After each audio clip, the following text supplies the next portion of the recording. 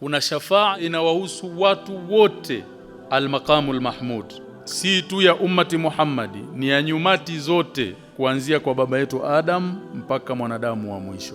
Kwa hiyo shafaa hiyo inawahusu watu wote, wema na waovu, kwa maana hawaombei maombezi ya kupunguziwa chochote katika adhabu zao. Hukumu ipitishwe, kila mtu ajue nani ni nani, wapi ni wapi. Hivyo kuhusu makafiri waliokufa na ukafiri, 1. Kuhusu washirikina waliokufa na shirki kubwa, 2. Kuhusu wanafiki waliokufa na nifaqul akbar.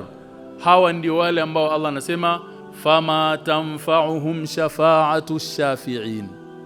Hawana shafaa, yani sababu za kutetewa hazipo.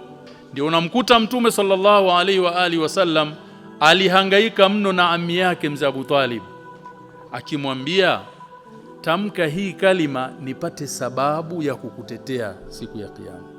Hakuwafikishwa.